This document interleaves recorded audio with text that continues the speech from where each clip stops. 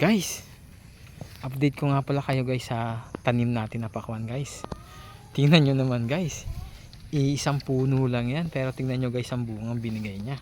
1, 2, 3, 4, 5, 6, 7. Ito pa 8, 9. Imagine guys, no, kung maganda yung lupa, siyam sa isang puno. So syempre guys, pakita ko sa inyo para maalagaan din natin. Kailangan ito yung dayami, tatakpan natin yan para kahit paano mako-cover siya, di ba?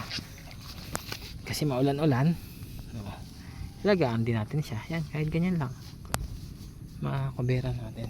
Yan. Tulad nito. Guys, pako no. Ay, shit.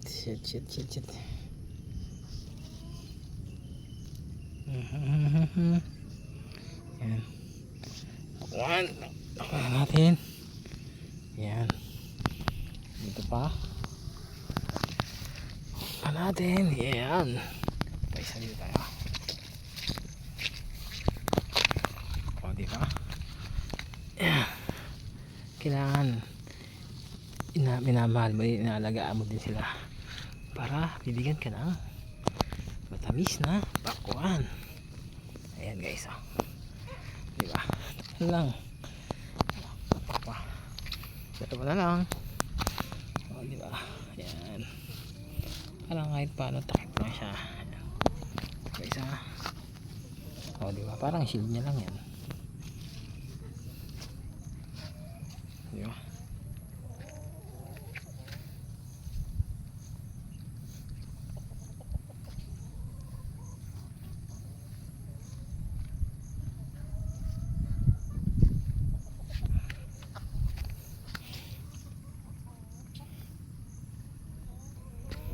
Oh, di ba guys? Oh, ito ang ating mga pakwan. Hintay lang tayo ng ating mga isang linggo siguro or ano, more. Matitikman na tayong sariling tanim na pakwan.